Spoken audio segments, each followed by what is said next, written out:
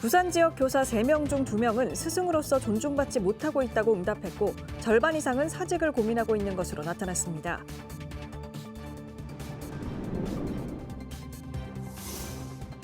가덕신공항 공사기간 연장을 요구한 현대건설에 대해 국토부가 계약을 철회하기로 했습니다. 2029년 개항은 더욱 멀어지고 있습니다.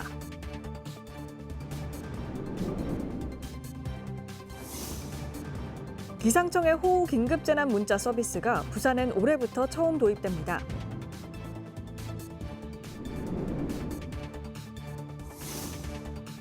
사상고의회가 임시회를 열고 올해 첫 추경 예산안을 확정하는 한편 항마을 목욕탕 운영 정상화를 위해 조례를 개정했습니다.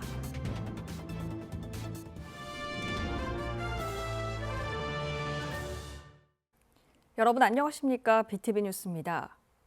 첫 소식입니다. 스승을 존경하는 마음과 교권에 대한 인식 제고를 위해 만들어진 스승의 날. 하지만 부산 지역 교사 3명 중 2명은 스승으로서 존중받지 못하고 있고 절반 이상은 지난 1년간 사직도 고민해 본 것으로 나타났습니다. 박재한 기자입니다. 부산 교사노조는 스승의 날을 앞두고 부산 지역 교사 374명을 대상으로 교원 인식 설문조사를 벌였습니다. 사회에서 교사가 존중받고 있다고 생각하느냐는 질문에 65%는 존중받지 못하고 있다고 답했습니다. 교직 생활에 만족하냐는 질문에는 그렇다는 답변보다 아니라는 응답이 더 많았습니다. 최근 1년간 이직 또는 사직을 고민한 적이 있다는 응답도 56%를 차지했습니다. 가장 큰 이유는 교권 침해와 과도한 민원이었고 낮은 급여도 뒤를 이었습니다. 스승의 날을 없애자라는 얘기가 선생님들 내부에서 많이 나올 정도로 굉장히 회의적이고 좀 선생님들의 위축되는 것을 많이 느낄 수가 있는데 교권 침해를 막기 위한 좀 더 강하고 확실한 보호 대책이 필요하다는 지적도 많습니다. 수업 방해 학생을 분리하는 제도가 제대로 운영되지 않는다는 응답은 93%, 악성 민원으로부터 교사를 보호할 수 있는 민원 대응 시스템이 제대로 작동하지 않는다는 답변은 91%로 나타났습니다. 결국은 무고가 나올 때까지 결국 선생님들께서 감당해내야 되는 부분이 많고 악성 민원 같은 경우에도 교육청 차원에서 막아주겠다라고 하지만 실질적으로 교육청 차원으로 넘어가게 되는 경우도 별로 없거니와 특별하게 선생님을 크게 보호해준다라는 인식이 없다 보니까 교권이 회복되지 않는 한 스승의 날은 교원들에게 부담만 주는 날일 뿐이라는 지적이 일고 있습니다. BTV 뉴스 박찬입니다. 가덕신공항 2029년 개항이 물 건너갈 것으로 보입니다. 현대건설이 계약 조건보다 공사 기간 2년이 더 필요하다고 요구하면서 국토부가 계약 절차를 중단하기로 했는데요. 새 업체를 찾는데 반년 이상이 걸리는 데다 공사에 나설 업체가 나타날지도 미지수입니다. 장동원 기자입니다. 현대건설 컨소시엄은 지난달 국토부에 기본 설계안을 제출하면서 공사 기간은 9년, 사업비는 11조 이상이 필요하다고 밝혔습니다. 국토부가 제시한 조건보다 2년 더 긴 공사, 예산은 1조 원을 더 요구한 겁니다. 정치권과 시민단체 등 각계에서 논란이 일었습니다. 현대건설이 입찰 조건을 알면서도 대신 공사를 맡을 곳이 없다는 점에서 배짱을 부린다는 비난도 이어졌습니다. 국토부가 기본 설계 보완을 요구했지만 현대건설은 입장을 고수했습니다. 국토부는 현대건설 컨소시엄과의 계약을 철회하기로 했습니다. 전문가 자문회의를 통해 재입찰 조건과 방식 등을 결정할 예정이지만 재입찰을 위한 행정 절차에만 최소 6개월이 걸리게 됩니다. 2029년 개항이 무산될 수 있다는 우려가 나올 수밖에 없습니다. 공항부지공사 입찰에 나선 업체는 현대건설 컨소시엄 한 곳에 불과했고 경쟁 입찰이 이루어지지 않으면서 4번이나 유찰이 이어진 끝에 수의 계약을 앞둔 상태였습니다. 짧은 공사 기간, 적은 예산, 난이도 높은 공사에 어떤 업체가 나설지도 의문입니다. 또 가덕신공항과 연계한 사업들이 추진되고 있고 관련 예산까지 확보돼 있어 공항 건설 지연 파장은 더욱 커질 것으로 보입니다. BTV 뉴스 장동원입니다. 수도권을 시작으로 운영 중인 기상청 호우 긴급 재난 문자가 올해 부산에 처음으로 도입됩니다. 시민 안전은 물론 지자체와 경찰, 소방 등 유관기관의 발빠른 대응에도 활용될지 기대를 모으고 있습니다. 박지한 기자입니다. 지난해 7월 24일 부산 사구에는 1시간 만에 112mm의 폭우가 쏟아졌습니다. 지난해 시간당 100mm 이상의 이른바 극단적 수준의 호우가 내린 횟수는 전국적으로 모두 9차례. 최근 15년 동안 두 번째로 많았습니다. 부산 기상청은 극단적 수준의 호우에 대응하기 위해 올해 처음으로 호우 긴급 재난 문자를 운영합니다. 기후 위기가 되면서 좀 더 집중적으로 저희가 예측하지 못한 호우들이 발생하기 때문에 기존의 저희가 갖고 있는 호우주의보나 경보로는 이것들을 다 저희가 대비를 할 수가 없게 됩니다. 그래서 저희가 호우 긴급 재난 문자를 통해서 관측이 되는 걸 보면서 저희가 실시간으로 대응을 할 수가 있기 때문에 좀 더 이런 변동하는 날씨에 대해서 잘 대응할 수 있다고 생각을 합니다. 호우특보는 시군 단위 넓은 지역이 대상이지만 호우 긴급 재난 문자는 읍면 동 단위로 발송됩니다. 1시간 동안 50mm의 비가 오거나 3시간 동안 강수량이 90mm 이상일 때, 또 골든타임 확보를 위해 1시간 동안 72mm의 비가 온 경우도 포함됩니다. 이때 40데시벨 이상 경보음이 울리고 안전행동요령도 함께 안내됩니다.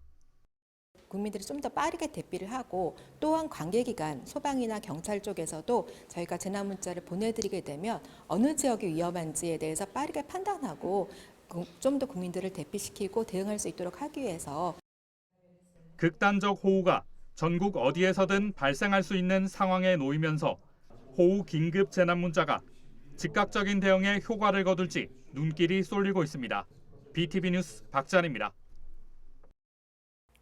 사상구의회가 8일간의 임시회 회기를 마무리했습니다.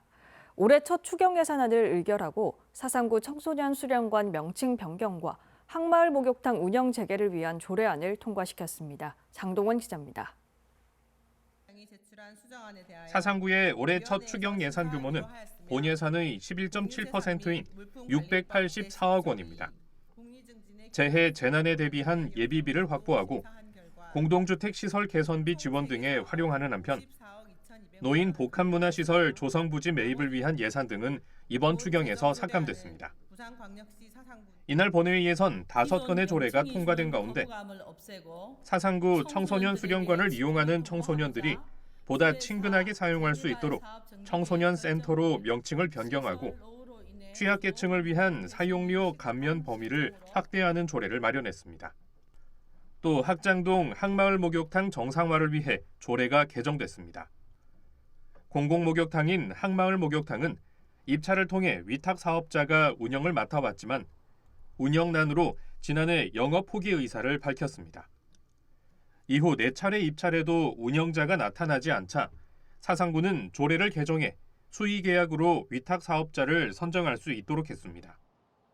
구는 사상지역자활센터가 목욕탕을 운영토록 하고 다음 달 중순 운영을 재개한다는 계획입니다. 한편 5분 자유 발언에서 김향남 의원은 유기되는 반려동물이 없도록 내장형 식별장치 지원이 필요하다고 주장했습니다. 해당 지원을 통하여 동물 등록제가 활성화될 수 있는 선도적 역할을 수행할 수 있으며 유기동물 발생률 감소와 보호자 반환율 증가, 유기동물 관리 예산 절감, 유기동물 문제를 예방하는 효과를 가져올 것으로 기대됩니다. 이어 김종선 의원은 많은 예산을 들여 마무리한 조경 사업들이 제대로 관리되지 않고 있다며 사후 관리 체계 구축을 주문했습니다.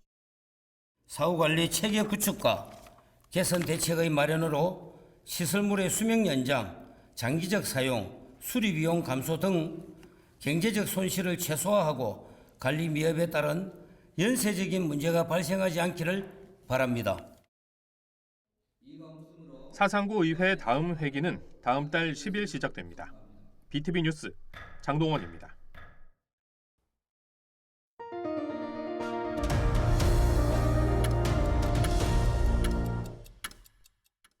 임진왜란 당시 다대진 첨사로 순절한 윤응신 장군의 충절을 기리는 향사 봉행식이 지난 11일 거행됐습니다.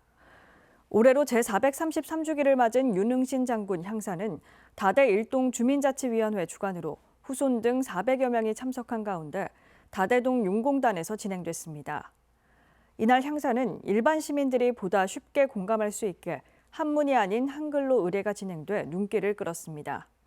한편 윤응신 장군은 1592년 음력 4월 14일 일본군이 다대진성을 공격하자 물리쳤으나 이튿날 다시 공격해오자 항전하다 전사했습니다. 수영구가 오는 6월 14일 광안리 해변 패들보드존 일원에서 2025 수영구민 패들보드 대회를 개최합니다. 이번 대회는 수영구에 거주하는 초등학교 4학년 이상 주민 140명이 참가해 각 동을 대표해 실력을 겨룰 예정입니다. 당초 대회는 오는 31일로 예정돼 있었지만 제21대 대통령 선거일이 6월 3일로 확정됨에 따라 연기됐습니다. 방치된 빈집으로 전국이 골치를 앓고 있는데요. 부산 동구가 10년 넘게 방치된 빈집을 직권 철거하며 해결에 나섰습니다. 부산 최초의 시도인데 노후 빈집 해결에 고심하고 있는 다른 지자체에도 영향을 줄 것으로 보입니다. 권정숙 기자의 보도입니다. 부산 동구 좌천동 골목의 한 기와집. 지붕은 무너져 뼈대만 남았고 집은 20도 가까이 기울었습니다. 10년 넘게 방치되며 관리되지 못한 탓입니다. 무너질 듯 위태로운 집을 보며 인근 주민들은 불안에 떨어왔습니다. 우리가 전세를 놓으니까 뒤에 걸어 있으니까 나갑니까? 여름 되면 그 뒷집이 있지, 우리 뒷집이 그 욕받습니다. 모기 많이 떴지, 냄새 날라오지, 고양이 맨날 소풍 오가지고 다녔었지. 좀 그랬습니다. 좀 개발 좀 됐으면 좋겠습니다. 이런 집이 철거돼 말끔히 정리됐습니다. 3주에 걸쳐 뜯고 옮기는 대작업이었습니다. 애물단지 빈집을 정리할 수 있었던 건 빈집정비 특례법이 개정되면서부터입니다. 법으로 안전을 위협하는 빈집의 철거 명령을 내리고 이행하지 않으면 직권으로 철거할 수 있게 됐기 때문입니다. 하지만 엄연히 사유재산, 동구는 철거 결정 전까지 소유주를 찾기 위해 모든 방법을 동원했습니다. 소유자 불명으로 저희들이 철거하기가 상당히 어려웠던 상황이었습니다. 주민등록부터 해갖고 호적부터 해가지고 저희들이 모든 그 세무 자료라든지 이런 걸 전부 다 그러니까 일단 확인 절차를 합니다. 했을 때도 이건 도저히 찾지를 못하기 때문에. 철거된 공간은 주민들의 공간으로 활용됩니다. 그리고 이곳을 시작으로 동구의 1,200여 빈집 정비도 더욱 탄력을 받게 됩니다. 철거되는 그 부지의 위치라든가 규모에 따라서 가장 효율적인 방안을 채택해서 활용해야 한다고 생각합니다. 특히 이 주민의 여론을 수렴해서 세부적 활용 방안을 마련할 계획이고요. 이 방치된 빈집은 단순한 사유재산 문제뿐만이 아니라 지역사회 전체의 안전과 직결된 공공의 문제라고 그렇게 생각합니다. 사유재산권과 행정 절차 문제로 직권 철거는 전국에서도 드문 사례. 동구의 빈집 직권 철거 조치가 다른 지자체에도 영향을 미치며 도시 안정과 주거 환경 개선에 중요한 전환점이 될 전망입니다. 헬로티비 뉴스 권정숙입니다. 홀로 지내는 어르신들의 안부를 살피기 위해 우체국 직원들이 직접 발벗고 나섰습니다. 소포에 생필품을 담아 전달하는 것은 물론 생활환경 개선까지 함께하며 따뜻한 손길을 전하고 있는데요. 송태훈 기자가 현장을 동행했습니다. 연제구 거제 일동의 한 단독주택. 우체국 직원들이 홀로 거주하는 어르신 댁을 찾았습니다. 쌀과 라면, 치약 등 생필품이 담긴 소포를 전달하며 건강과 안부를 살뜰히 챙깁니다. 단순히 거주 환경이나 건강 상태 확인을 넘어서 방충망 설치나 창문 썬팅 필름 부착 등 생활환경 개선 봉사도 함께 진행합니다. 받는 것보다는 요즘에는 세상이 또 좀 주는 게 또 가슴도 따뜻한 경우가 많다 보니 더 내가 받은 거 줬는데도 내가 받은 느낌? 더 많이 받은 느낌? 받은 거거든요. 그러니까 그 하자고 시작한 게 이제 이 계기가 됐고 그래서 뭐 사람들이 한 분, 두 분 뭐 이렇게 모이다가 지금 거의 한 30명 가까이 지금 모이기 시작했는데 뭐 90이 넘은 연세에 거동까지 불편한 어르신에게는 정기적으로 방문해주는 우체국 직원들의 존재가 무척이나 고맙고 든든합니다. 일일이 말할 수가 없어요. 너무 감사하신 분이에요. 많이 도와주시고. 지가 90이 넘은 사람은 누가 그렇게 와서 그냥 그거 하고 도와주고 그래왔어요. 내도 귀찮은 세상인데 지금 사는 게. 거제사동의 한 연립주택. 이번에는 폐가구를 옮기는 작업이 한창입니다. 홀몸 어르신이 감당하기 힘든 일이기에 연제우체국과 인근 행정복지센터 직원들이 자발적으로 힘을 보탰습니다. 이 모든 활동은 연제우체국이 구청과 사회복지협의회와 함께 진행하는 안부살핌 소포우편 서비스의 일환입니다. 매달 2차례 동별로 선정된 독거 어르신 가구를 찾아 꾸준한 봉사활동을 이어가고 있습니다. 독거노인이라든지 또 주거 환경이 이제 열악한 이런 분들을 선택을 해가지고 좀 찾아뵙는, 그리고 그분들의 어떤 주거 환경이라든지 아니면 뭐 악취가 나는지 뭐 이런 또 건강 상태, 이걸 체크해서 구청에 보내주는 건데요. 저희 그 연제 우체국에서는 기본적으로 저희가 2008년부터 자생 봉사단 단체가 있습니다. 연제 우정 봉사단이라고, 거기랑 또 연계를 해가지고 직접 저희가 이렇게 같이 복지제도에 같이 동참하는 그런 제도가 되겠습니다. 이번 소포우편 서비스는 25곳의 위기가구를 대상으로 진행되고 있습니다. 우체국 내 봉사단체인 연제우정봉사단은 지난 2008년부터 자발적으로 성금을 모아 지역봉사에 나서고 있습니다. 위기가구를 찾아 따뜻한 손길을 전하는 연제우체국의 꾸준한 선행이 지역사회에 훈훈함을 더하고 있습니다. HCN 뉴스 송태웅입니다. 전국장애인 부모연대 부산지부와 더불어민주당 부산선거대책위원회는 지난 14일 발달장애인의 지역사회 자립실현 및 생애주기별 권리보장을 위한 정책협약을 맺었습니다. 이들은 민주당의 대표 공약인 발달장애인 돌봄 국가책임제와 복지 실현을 위한 자립지원 기반 확충, 교육권 보장, 고용 기반 조성 등의 뜻을 같이 하기로 했습니다. 부산 북구는 지난 12일 사회적 고립 청년을 조기 발굴하고 지원하기 위한 업무 협약을 체결했습니다. 이날 북구는 부산사회서비스원과 만덕 종합사회복지관 그리고 북구 정신건강복지센터와 업무 협약을 맺고 북구 청년 돌보미음 사업을 추진합니다. 협약에 따라 4개 기관은 고립 청년을 발굴해 관계 회복과 정신건강 회복을 위한 지원 사업들을 수행하게 됩니다.